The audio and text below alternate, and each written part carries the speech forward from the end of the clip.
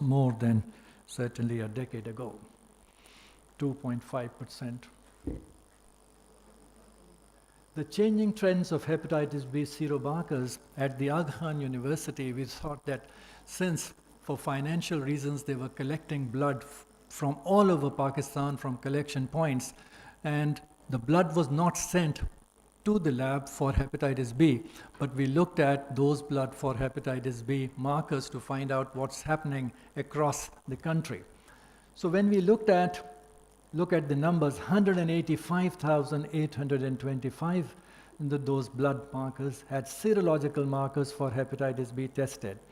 And the conclusion was that the study substantiated over a period which was going on, for more than a decade,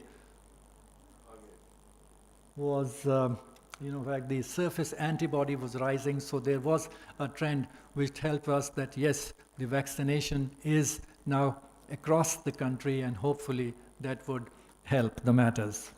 So the study substantiated the general perception that levels of surface antigen is showing a modest decline, and while levels of surface antibody are increasing, perhaps due to better vaccination of the population.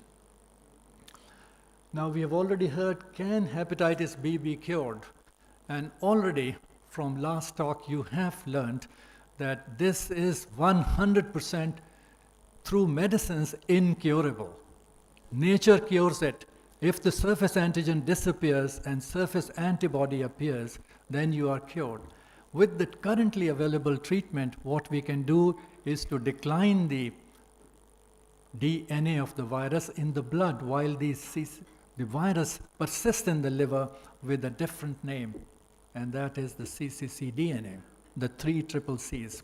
And there is no medicine that is going to eliminate that, but the nature does it, because once you develop the surface antibody, then hepatitis B surface antigen goes, and certainly you are cured. And that happens around the current estimates, less than 10%. And what I have seen over the years, in fact, is not more than 5% of the patients who have gotten, in fact, cured from hepatitis B naturally. Once you are infected, but the treatment certainly modifies because it helps to decline the DNA and hopefully would address the deterioration of the liver, but cure is not there. Chronic hepatitis B, as has been emphasized, is a global health problem, elimination of hepatitis B infection and HBV-related diseases. So the susceptibility of hepatitis B is there. It can produce acute or chronic.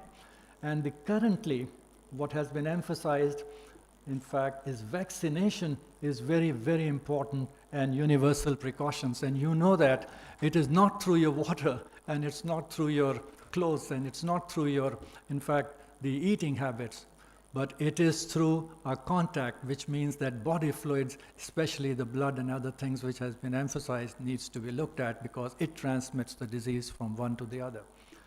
Okay. And that is so common in this living part of the world. And then, of course, the antiviral treatment, this is what we are going to emphasize on. Current treatments, virus suppression and sustained disease control. This is the word, sustained disease control, that's all. Natural liver, chronic hepatitis, cirrhosis, and HCC. So the NUCs, which are currently available treatment, produces the virus suppression, which is chronic hepatitis and C. Decreased inflammation, fibrosis, and decreased progression, reversal of fibrosis to a certain extent, and decreased progression, decreased incidence, but not eliminated the HCC. Once you are cirrhotic from any cause, the predisposition for HCC is there. And hepatitis B and C certainly are the major 2 illnesses of cirrhosis and producing problems of liver cancer in this part of the world. So the surface antigen loss related to the NUCs is less than 5% after years. And here you are, entecavir, tenofovir, and pegylated interferon with E antigen positive hepatitis B cases. And look, 2%, 3.2, and 2.9, whereas E antigen negative, it's hardly there, 0.30 and 0.6%. So those figures have to be remembered that yes, I'm treating, and the patient needs to be emphasized that don't look at the DNA, continue the treatment till such time that you have got lost surface antigen and got the surface antibody positive. Of course, it's not helping the industry, it's helping the patient, because your CCC DNA would then, in fact, as you stop it, you would see that the DNA is returning back.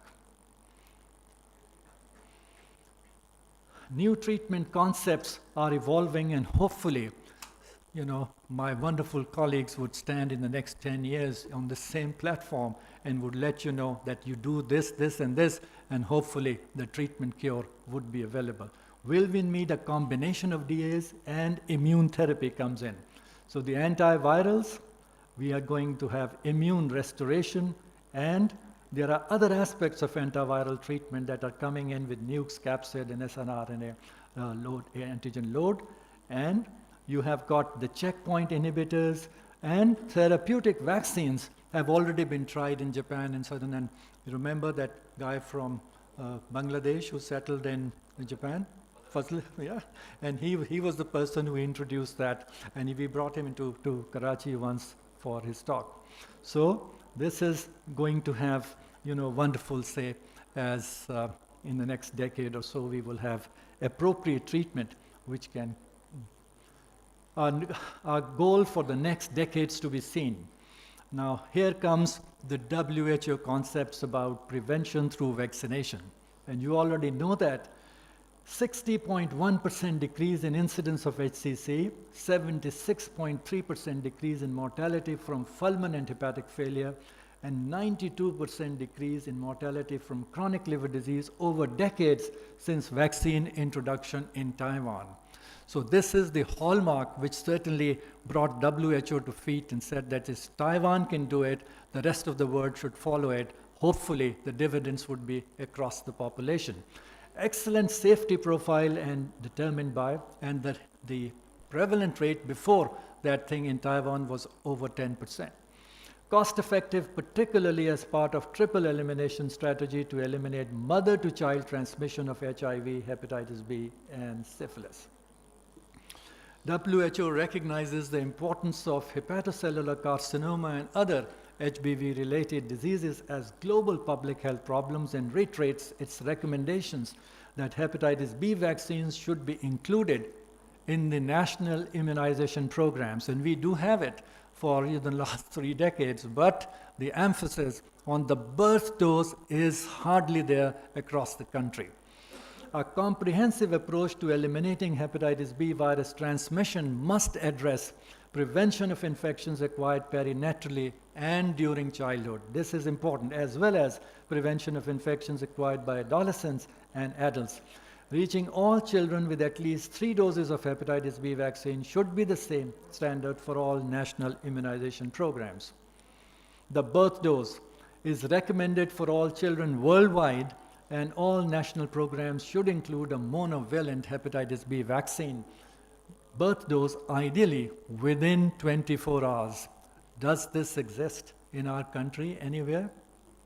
At least to the best of my knowledge, when I ask this thing to my colleagues across the country, I have hardly gotten an answer yes. No, it doesn't exist. Birth dose. If administration within 24 hours is not feasible, a late birth dose has some effectiveness. Although effectiveness declines progressively in the days after birth, after 7 days, a late birth dose can still be effective in preventing horizontal transmission, and therefore remains beneficial. WHO recommends that all infants receive the late birth dose during the first contact with the healthcare providers at any time up to the time of the next dose of the primary schedule.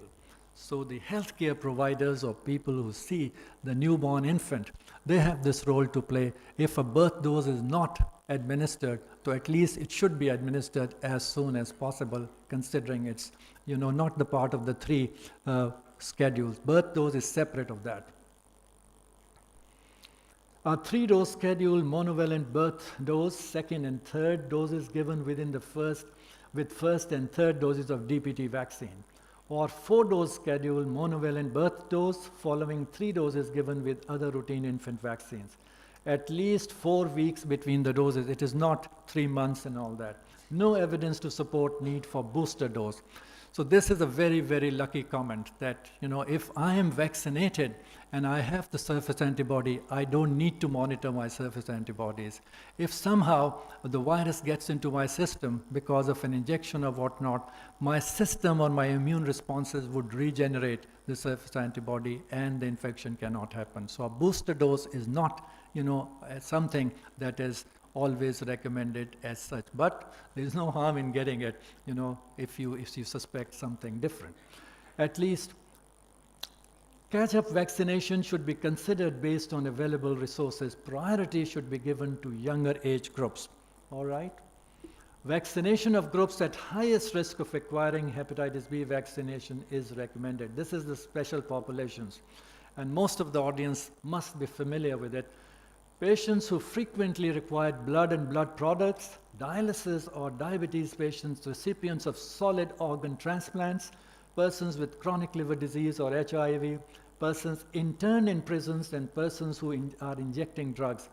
Household and sexual contacts of persons with chronic hepatitis B infection, men who have sex with men, persons with multiple sexual partners, healthcare workers, and others who may be exposed to potentially infectious body fluids doing their work. HIV-positive individuals should be vaccinated as early as possible in the course of HIV vaccine. A second infection would be, disastrous. Immunocompromised individuals may have reduced immune responses following vaccination. So this is again something that needs to be looked at carefully. Vaccination is safe for pregnant and lactating women. A birth dose can be given to low birth weight and premature infants, and don't be afraid of that. This is premature or a low birth weight. The birth dose should not count as part of the primary 3-dose series. The 3 doses of the standard primary series should still be given afterwards according to the national vaccination strategy. So this is not part of that 3-dose series. It's almost like 4. Strategies for implementations. I know, this is important. National strategies to prevent perinatal transmission should ensure high and timely coverage of the birth dose. Do we have this as a national strategy in the country that we live in? Any idea? Your hands up or down? No. Have you seen this thing? As medical students, has this ever been taught to you?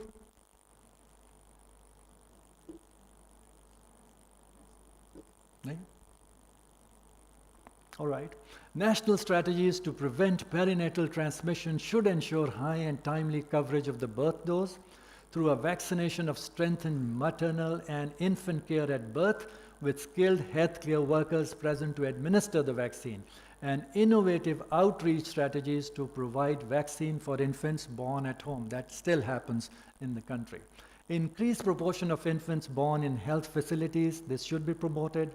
Health promotion efforts to eliminate false contraindications. Example is uneasy over vaccinating low birth weight and premature infants. No problem, they should be given. Concerns over adverse reactions, fear of vaccine wastage, personal cost concerns, and cultural prohibitions. Again, the sad story is, about the polio vaccination that alarmingly, in fact, is still existing in Pakistan, and the proportions are not disappearing. And our lady health visitors and all those things have been targeted, and they have been slaughtered and killed. And you have to change your ID card when it says Pakistan, because somebody can question you this thing. Why the heck a lady health visitor is killed in your country when she is there to the home to vaccinate a child who otherwise would get a polio? Have you not heard this thing in the newspapers? Has it not affected our common sense? These are the people who are helping the newborns and are being slaughtered and killed. And what the heck has happened to stop it? God, Lord Almighty. Oh dear. Increased proportion of infants born in health facilities. So this is important.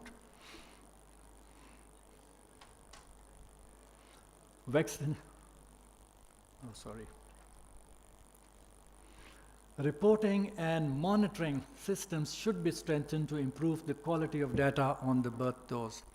If it is happening, then of course it needs to be reported, monitored, and looked at, so at least we should have a healthy data. To monitor accurately the delivery of doses given within 24 hours of birth, these doses should be recorded as a timely birth dose of Hep B vaccine to differentiate them from birth doses given later, late birth dose. Serological surveys of hepatitis B surface antigen prevalence representative of the target population will serve as the primary tool to measure the impact of vaccination and verify achievement of the hepatitis B control goals. Now let's move on to the next aspect of this talk, C, and let's see that. Discovery of hepatitis C virus and ongoing elimination efforts and target 230. So this is how the talk would go on in the next slides. Discovery. Know it? Yes? All right, good. So the discovery was made in 1989. All right, so let me take you there. We already know that Bloomberg and Alter provided us with the hepatitis B in 1965. Feinstein, Capucin, and Purcell in 1973 highlighted hepatitis A virus. The hepatitis puzzle was still going on and was still incomplete because this is what was happening. This is transfusion-associated hepatitis, and this is reported in the New England Journal of Medicine. Look at 1975, when they look at, in fact, post-transfusion hepatitis and found out that they have checked for hepatitis A and hepatitis B, and still post-transfusion people got hepatitis B, and 9 of the 22 patients had antibody responses to cytomegalovirus, but it was difficult to relate these seroconversions to their hepatitis. In addition, all 22 patients had pre-existing antibody to the Epstein-Barr virus. It seems likely that at least a proportion of such antigen-negative transfusion-associated hepatitis is caused by other infectious agents not yet identified. So that's how we all were, in fact, looking at that thing during that period, when some of you were not even born, that this is 1975, and that's how transfusion-associated hepatitis was basically looked at. So when I looked at this concept, and that was in 1989, treatment of chronic hepatitis B, Delta-related liver disease, and non-A, non-B hepatitis, I found 10% of post-transfusion hepatitis is caused by an unidentified virus, and this was just before that published data in 1989. And here we are, the isolation of the cDNA clone derived from a blood-borne non-A, non-B viral hepatitis genome. And this is how Professor Houghton, a colleague, in fact, who was in California with his team, Science, it was the journal, published on 21st of April, 1989, and today is 26th of April, right? So almost, in fact, it's coming to that time, 1989 to 2025. So this is Michael Houghton and Professor Alter, and they were awarded for this distinction. Look at what his comments were, and these were published here. The molecular identification of hepatitis C infection was the culmination of a team effort spanning 7 years. They were looking at this transfusion-associated non-A, non-B. Was the culmination of a team effort spanning 7 years, during which hundreds of millions of bacterial cDNA clones were screened for a putative non-A, non-B hepatitis origin using many different approaches.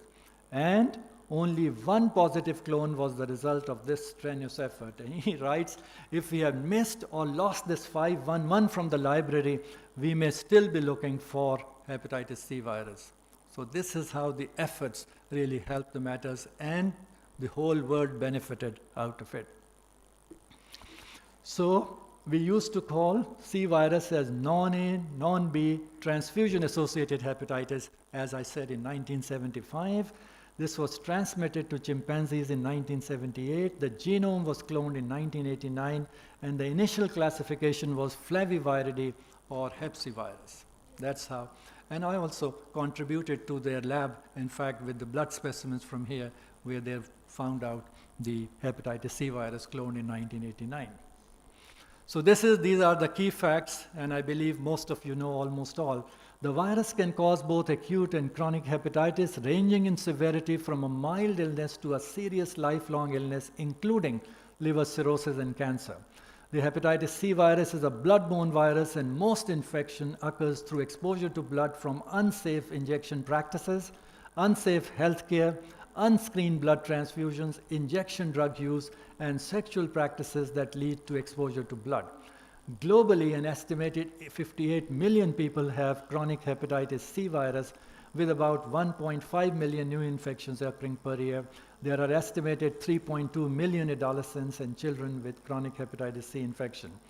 WHO estimated in 2019 approximately 290,000 people died from hepatitis C, mostly from cirrhosis and hepatocellular cancer, primary liver cancer. All viral medicines can cure more than 95% of persons with hepatitis C infection, but access to diagnosis and treatment is low.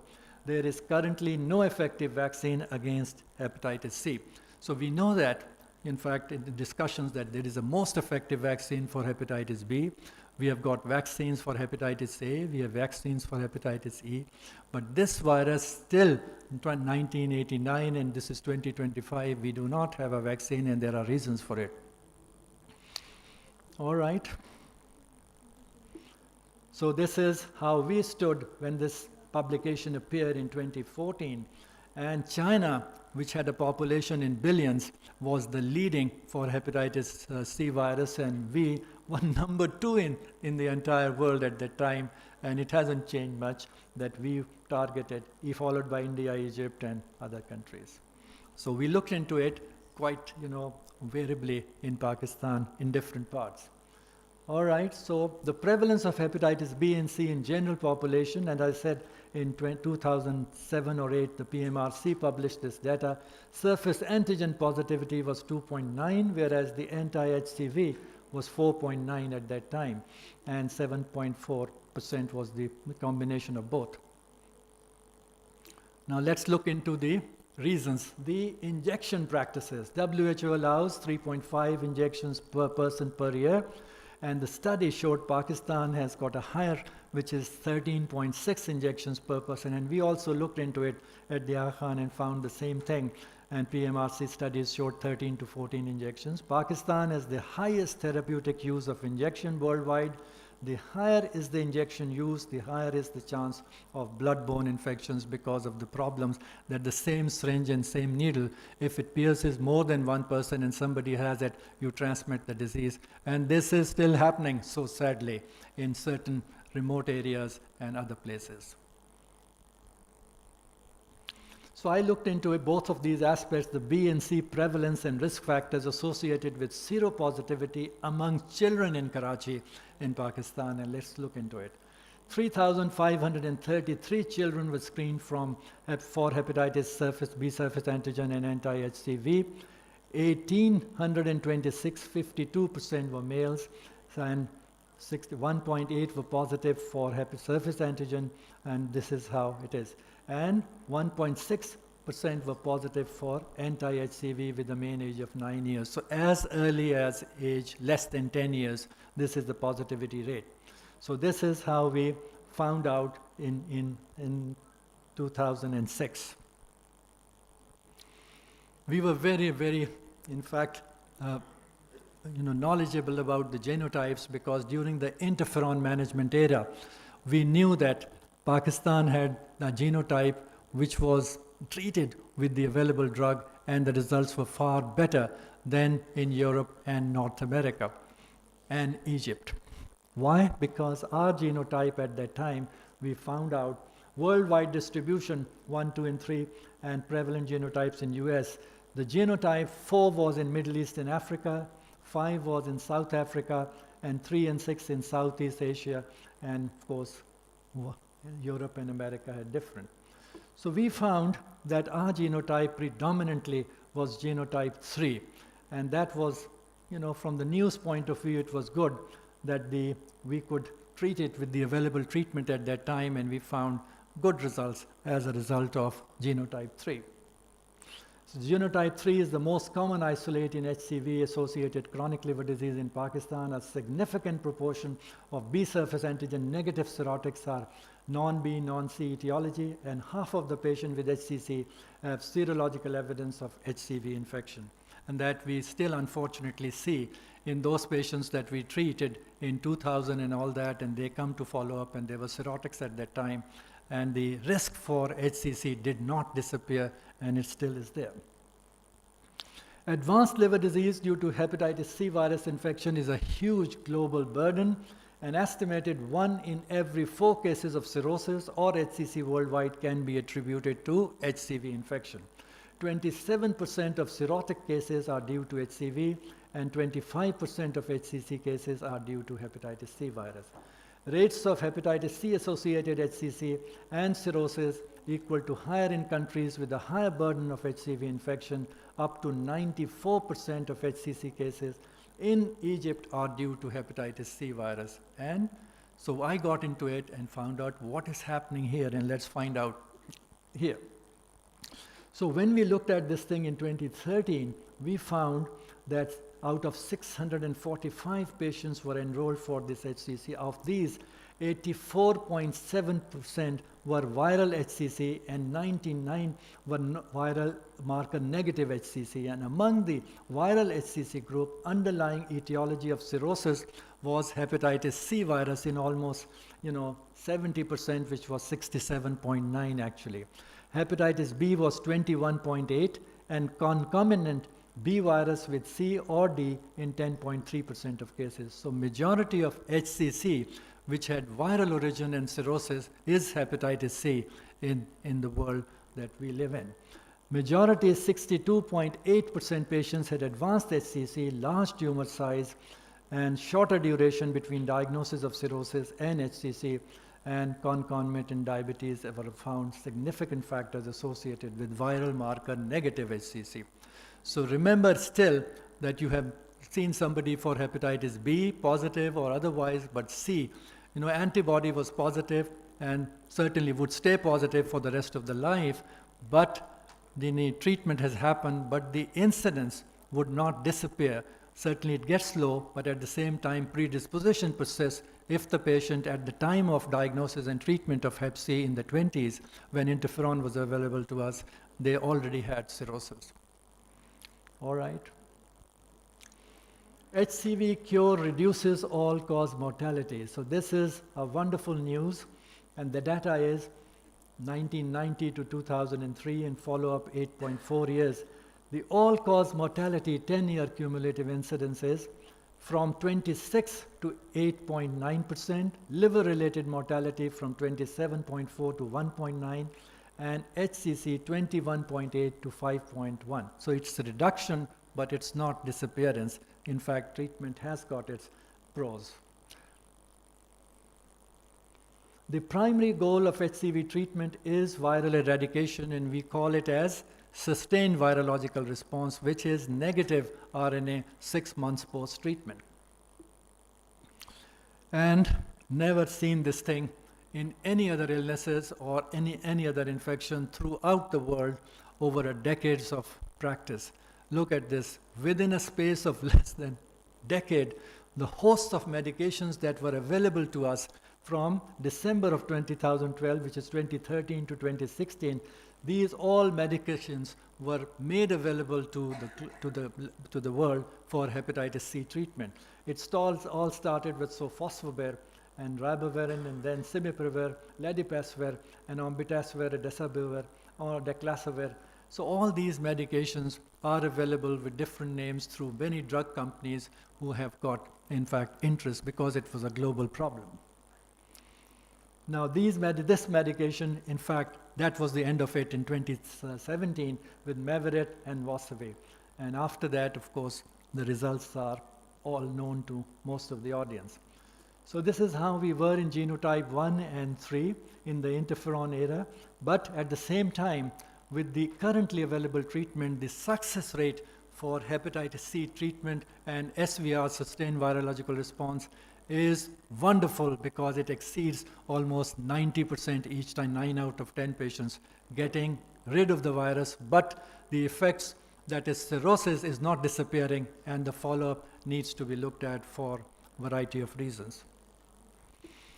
The genetic heterogeneity of hepatitis C virus is genotype, subgenotype, isolates, and quasi-species. And this is basically the reason why we do not still have the hepatitis C vaccine available to.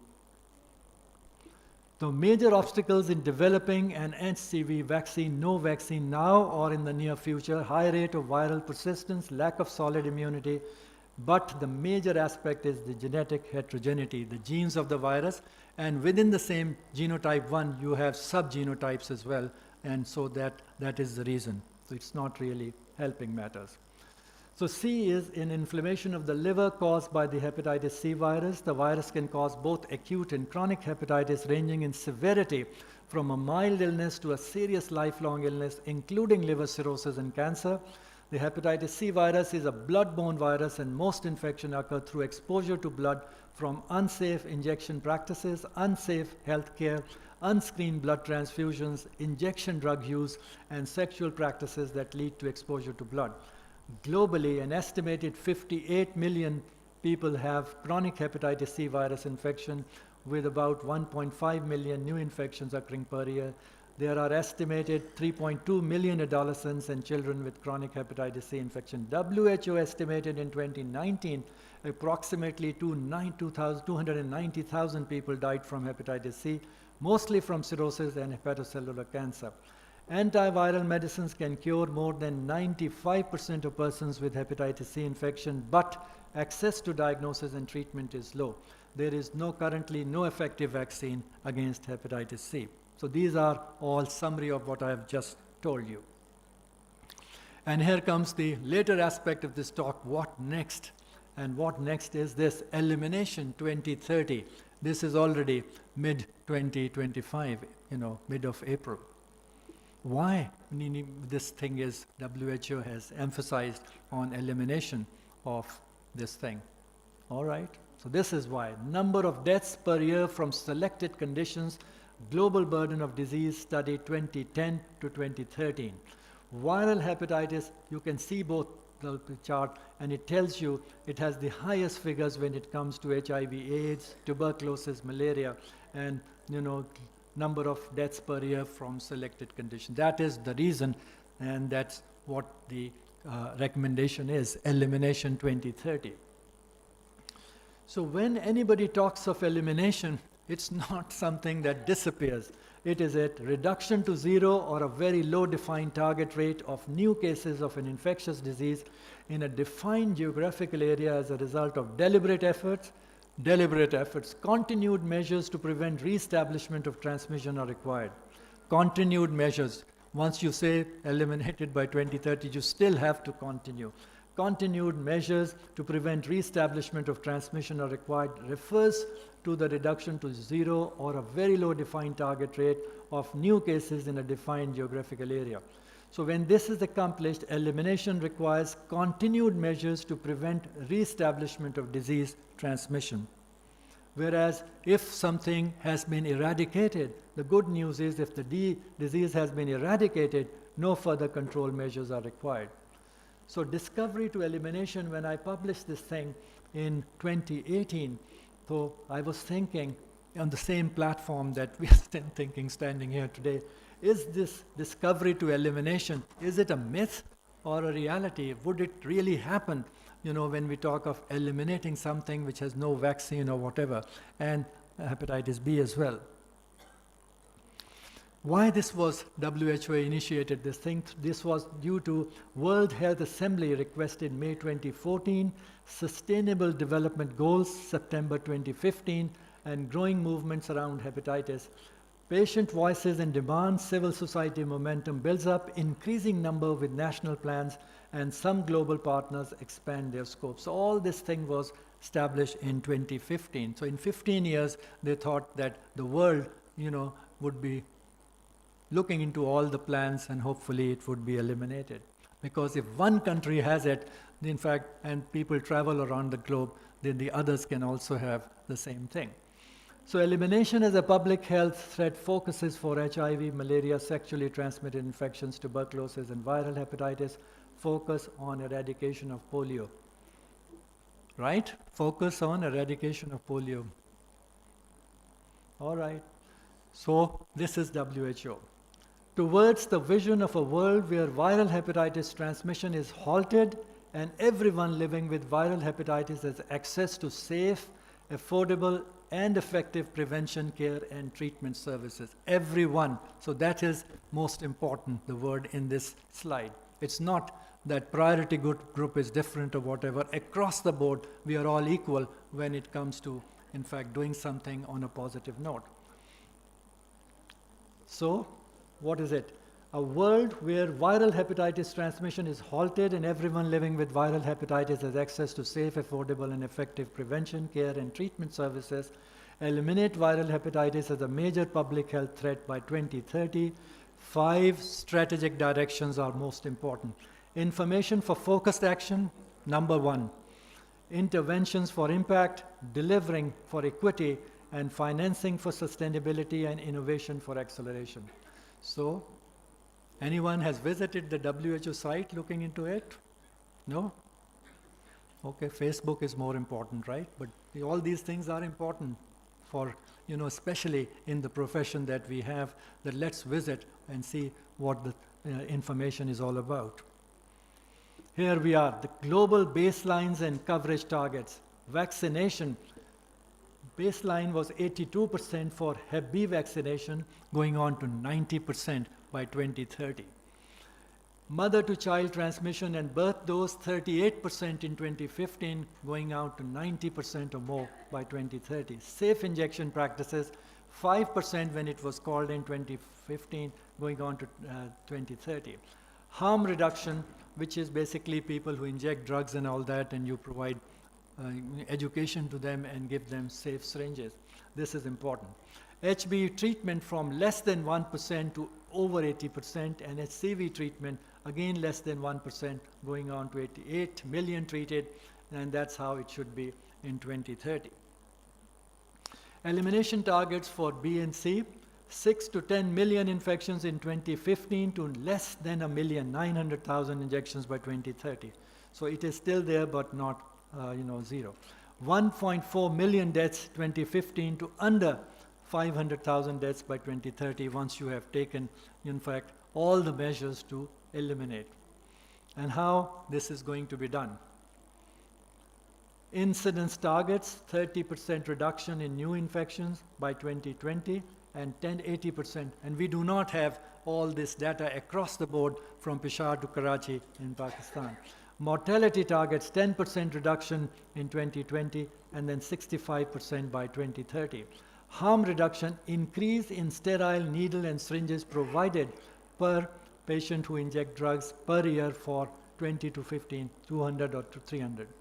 Testing targets, 90% of the people aware of hepatitis C infection by 2030, and treatment goals, 80% of people treated by 2030.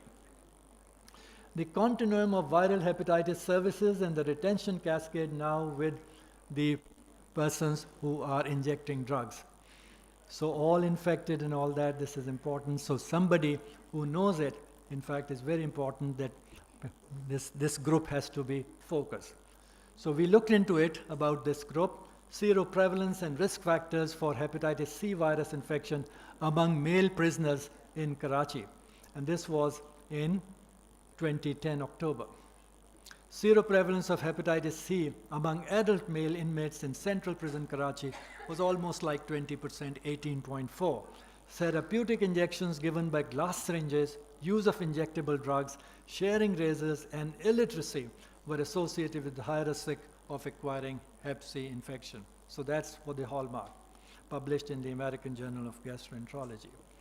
All right, so how are we going to do anything positive for an area that we reside? A people-centered health system for hepatitis elimination. A people-centered, this is important. And how we do that? National strategy or plan, Then we should have a workforce needed to achieve, and budget for provisions of testing and treatment. We should have capacity to monitor disease progression, strategies for engaging people who are injecting drug abusers, former or active, and effective surveillance monitoring of loss to follow-up. All right? So lots of people are getting bored and they are leaving the hall now across. So shall I say thank you very much? Acha. All right. Eliminating hepatitis C virus requires national strategies and plans. Do we have this thing as I stand here? Is there a national plan? Anybody has seen that on their cell phones? Yes or no? Yeah, it doesn't exist. There's no. Do we have a Ministry of Health or something in this country? Do we? There is? So there's no national plan. All right. WHO said that in 2015, 10 years ago. All right. Essential goals to eliminate hepatitis C. Secure political commitment for hepatitis C virus elimination. Expand screening program. So universal screening, ages 20 to 69, screen 85% of the target population. Non-traditional screening sites are very important. Emergency department, urgent care, dental clinics, behavioral health, and OBGYN. Screening modalities, EHR, the electronic health record reminders, rapid tests, and laboratory triggered screening. We were very, very fortunate, in fact, during the COVID era, that we were under a regime that the whole country, in fact, WHO listed that this country was the one that showed the least number of morbidity and mortality from COVID infections compared to, in fact, countries which are so advanced, United States, European countries, and other countries, because of the extraordinary circumstances that we were having. With little thing, everybody got conscious. In your household, your neighbors, everybody was getting vaccination, and we had a ready source because we were getting health reminders. Yes or no? Across the country, when I was doing lectures and all those things, in fact, on Zoom things, what is happening in India and all that, and everything is good, everything is fine. And then there was a period when they do not have, in fact, enough space in the crematoriums, and they were doing it on the roads as a result of, because they would not really highlight that kind of thing. And in our country, if the same circumstances would have happened, people would have buried, in fact, in their own homes, because the graveyards would have been full already. Sad story, but we were very lucky. We were under the hands and controls of people who were very conscious of it, and as a result of that, the benefits were really highlighted so well. Link to care, treat, and cure. Evaluate 85%, 85%. Treat 85% and cure 85% or more. So that's the third. And the fourth is to reduce the incidence of new infections. We know that through public campaigning, providers training, and for all these things, treatment as prevention. And this is very, very important that we need to find out all this thing. Egypt did a wonderful job, and we were also associated with the entire thing over there and brought them here as well in our several programs. And look at their results, and their prevalence rates was not small. Prevalence of HCV, 7% amongst 18 to 59 years. National plan, 2014 and 2018, and treatment guidelines with DAs. Former, from US, 900 to less than 200 for a 3-month DA treatment. Rapid treatment uptake. Political commitment, yes. Mass information, yes. National committee, national network of treatment centers, local production, know your epidemic, 90%, genotype 4, which was one of the worst from treatment aspect, online patient registration for treatment, and treatment costs covered by the Ministry of Health for large majority. And current benefits are purely enormous in Egypt, because but people who have had cirrhosis, they are being followed for other things. Could they be eliminated globally by 2030? Leaving no one behind towards equitable global elimination of hepatitis C. And I was contributing to this paper, and here we are. The national governments and global health communities must recognize the risk of history repeating itself and do not allow hepatitis C to follow the same path as TB. With incidence of hepatitis C on the rise, the drug resistance still unknown, and the importance of poverty alleviation underplayed, the warning signs are there to see. Our time is now. Let us combine for the fantastic opportunity presented by the development of directly acting antivirals with knowledge sharing, national leadership, and necessary financial commitments to meet the WHO goal of eliminating hepatitis C as a public health that globally by 2030. So that was basically the highlight and conclusion. You all know these things: define the missing million, the World Hepatitis Day. All these things are there for you to see. 9 in 10 people living with viral hepatitis don't know that. And this day is not a day of celebration, but Pakistan, it is celebrated. And this is 28th of July, when of course you would see all those things with the caps on and walking on, outside the hospital, as if that would contribute to whatever. Here, undiagnosed, it can be deadly. Get tested. This is important. 28th of July, you'll see that in 2 months' time. 9 out of 10. The pie chart showing distribution of people living with hepatitis B and C who are undiagnosed and untreated by regions. And you can't see from a distance, but there is a huge list here telling you about the Southeast Asia, from the 59.3, which is 22% and all that. They do not even have the knowledge that they have this disease. So now you're all comfortable, right? Okay. And that is energy, commitments, and resources. Now this is for everything. This wonderful place that I'm standing today, it is the result of all the number one, and that is energy, commitment, and resources. And that's why this hospital got into it, and the teaching hospital. Correct? Medina Teaching Hospital and the university that I'm standing. So we need to actually promote these things for all aspects which are going to give us the good dividend. A public health approach, simplification, integration, affordability, and an equitable access. Make it equity so that everybody gets benefit. Partnerships, government, civil society, and private sector. Concrete and tailored action in countries guided by national plans. Hepatitis elimination by 2030, myths or reality in Pakistan. I put certain question marks and then gave the answer. Thank you.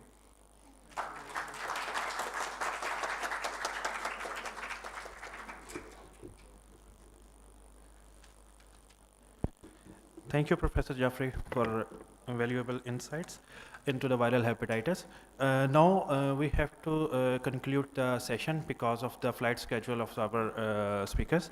I will request the chairs to come and kindly conclude the session.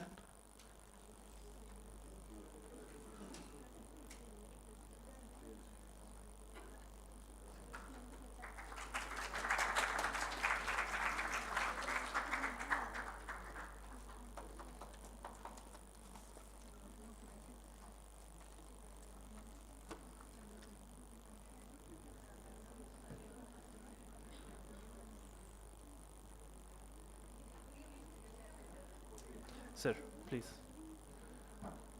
We are actually skipping the questions and just concluding the session now. Well, thank you very much for everyone who's stayed behind. And if there are any 1 or 2 burning questions, we may be able to take them if anybody wants to ask. Okay. Sir.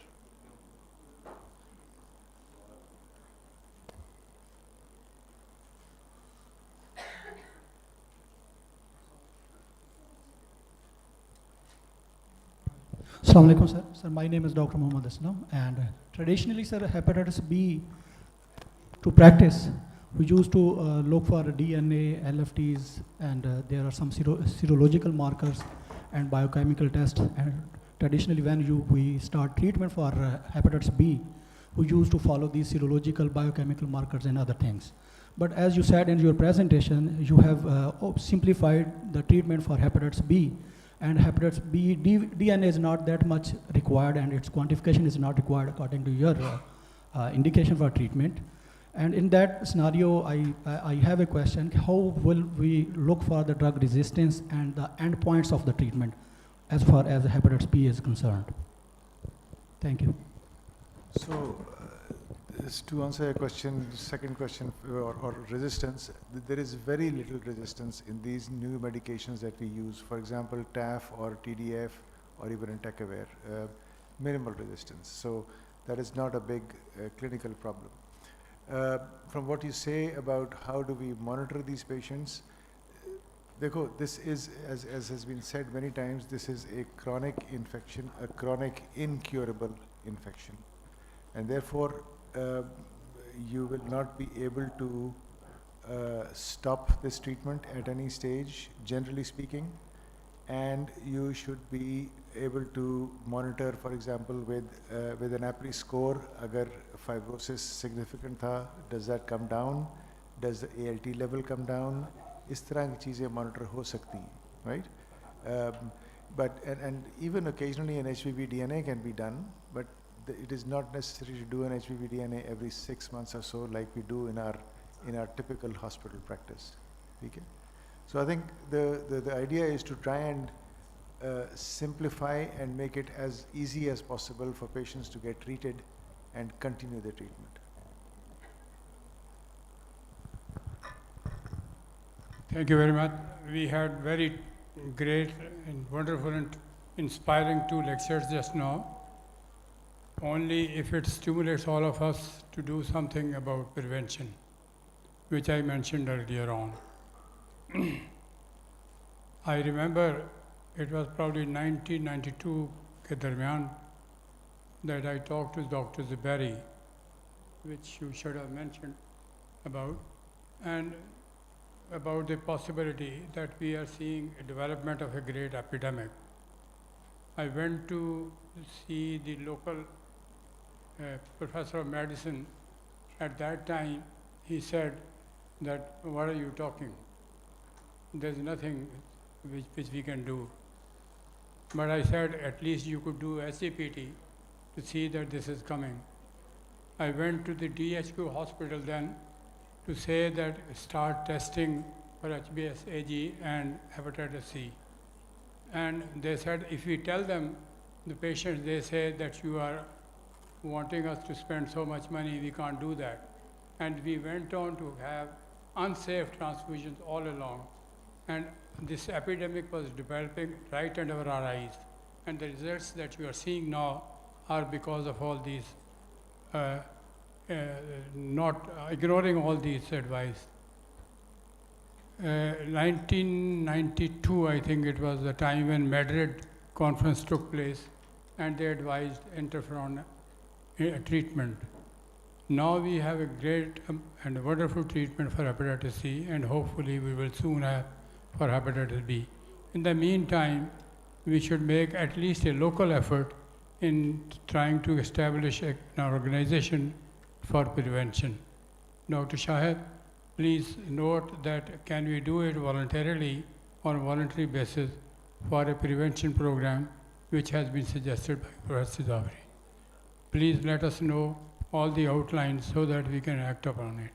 Thank you very much. Thank you so much, Thank you, sir. Thank you. These are important points, and they've been noted earlier also.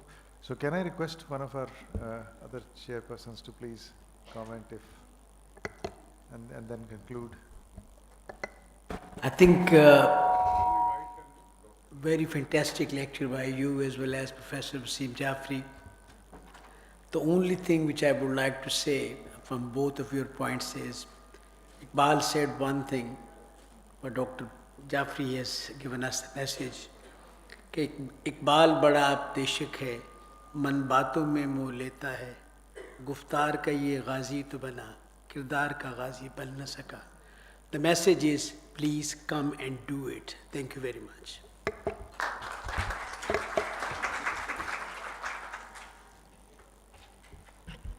Thank you, sir. I would congratulate the organizers to arrange such a wonderful symposium, and thank you very much for both the speakers enlightened us in detail about the prevention strategies which we should be following, and the national programs which should have been implemented earlier, because the world has done too much for it and we are still lagging behind. We need to put in more efforts, and I think that the governments should pay attention to it. Otherwise, where we can prevent it with a simple vaccine, we have to treat it, we have to spend a fortune on it. Thank you very much. Thank you. Thank you very much. All the speakers have very wonderful presentation. Regarding the liver disease in pregnancy, I would say that it's always a diagnostic dilemma for the diagnosis of the disease, if a patient who present with a liver disease in pregnancy, because we find it difficult to discriminate whether this condition is unique to pregnancy or it is a condition that is a coincidental liver disease that arises in pregnancy because of the overlapping clinical features. So the mainstay of our goal of our strategy was to early diagnosis, and so that we can manage it with prompt delivery and along with the multidisciplinary team that include hepatologist, obstetrician, intensivist, and so we can prevent the mortality, that is the complications like the mortality, fetal and maternal mortality. Thank you. Thank you. Overall, an excellent program, और a couple of things I want to mention as a comment, कि अपने level पे हम जो भी कर सकते हैं, हमने एक लोकल हॉस्पिटल में जो patient comes for any reason, हम उसको screen कर रहे हैं. And I think that can easily be done. Second thing, we have added a clinical indicator for burst dose of hepatitis B vaccine, and we are monitoring it every month. तो ये इस तरह की simple चीज़ें we can do and adapt in local levels. Thank you. Just to finally thank the organizers for creating such a nice group of people. Interdisciplinary talks like this or interdisciplinary reactions like this are very important because I think there's a lot of transfer of knowledge from both sides. So we've learned a lot from the OBGYN people, and I hope they've learned something from us. So such interdisciplinary gatherings I think are very, very important. So thank you for arranging this, and a wonderful symposium altogether. Thank you. Thank you, sir. Thank you for the nice comment. Now, for vote of thanks, I would request Professor Akram Malik, Principal, University Medical Dental College. Please, sir. Thank you. Thank you, Dr. Umar. Umair, sorry. Auzubillahi minash shaitanir rajeem. Bismillahir Rahmanir Rahim. On behalf of Administration and Academic Council of University Medical and Dental College, I am highly grateful and obliged to all the distinguished, learned and eminent guests and speakers who spared their valuable time and traveled all the way from Karachi, Islamabad, Lahore, Multan, Bahawalpur and Faisalabad and adjacent areas. I now take this opportunity to congratulate Professor Dr. Shahid Rasool and Professor Dr. Mubashira and their team for arranging this very important and informative symposium on pregnancy and related liver disease. Lastly, but not leastly, I appreciate and congratulate final year students of UMDC for their entire efforts in making this event smooth and successful. Thank you very much.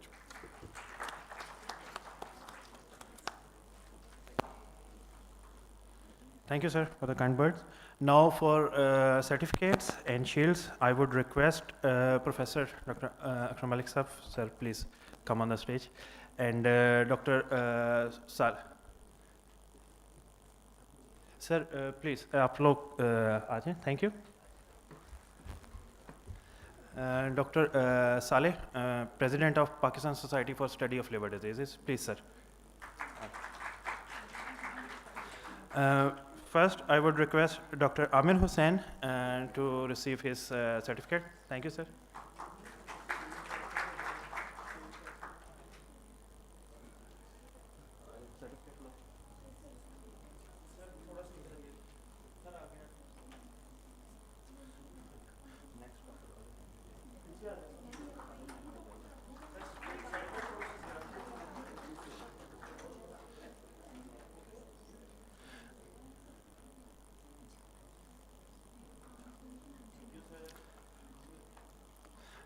Professor Dr. Khalid Mahmoodia here. Sir, for certificate, sir. Yes.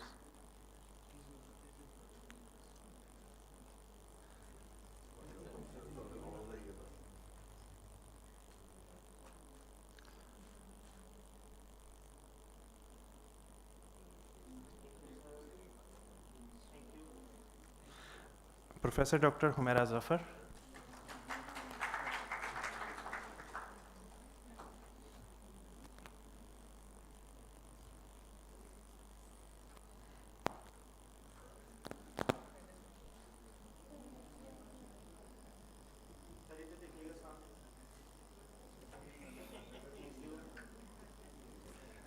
Dr. Elias Shakir, sir, please.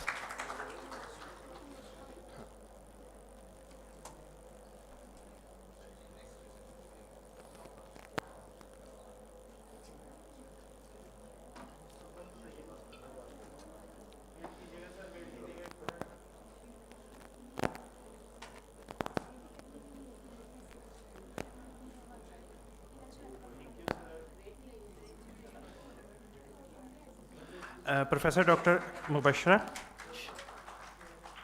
Ma'am, please.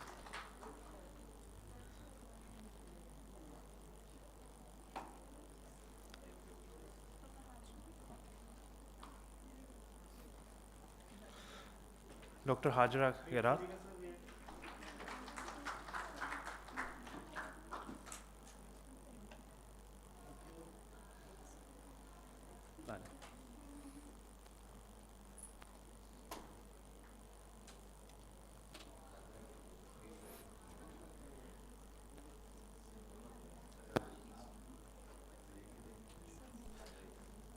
Dr. Kazi.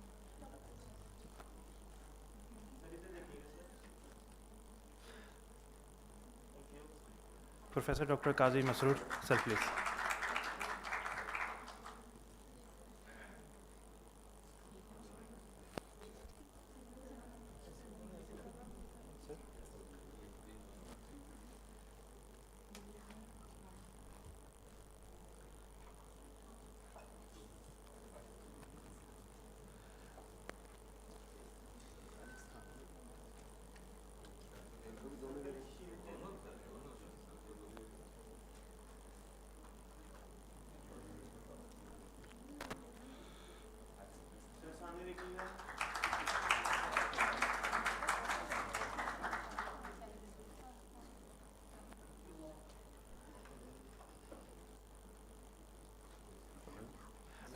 Professor Dr. Mohammed Saleh, sir, आपके लिए.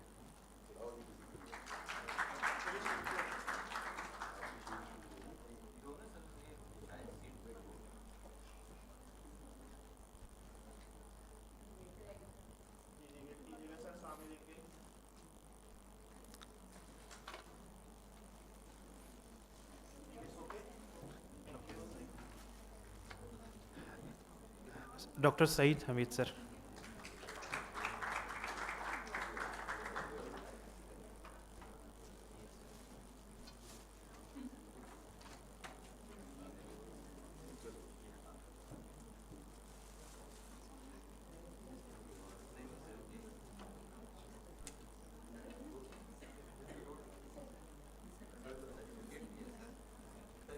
Dr. Wasim Jafar.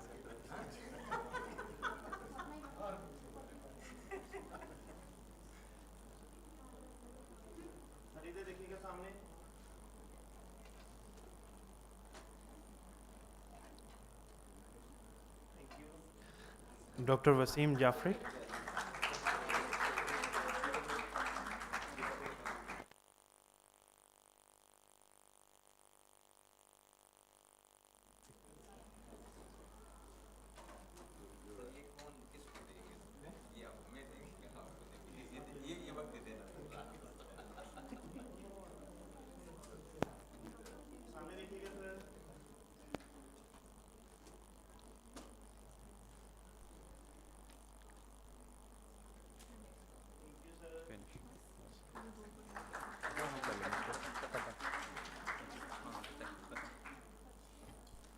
Thank you, sir.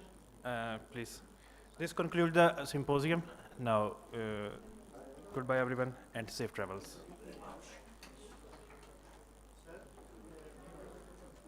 Group photo sir एक आ जाए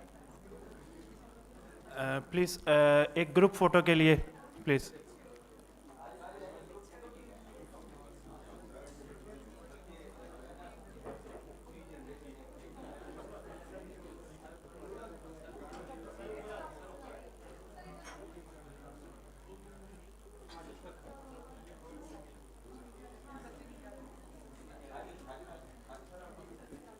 दरमियान में कर लो मुझे वरना तो काम करेगा।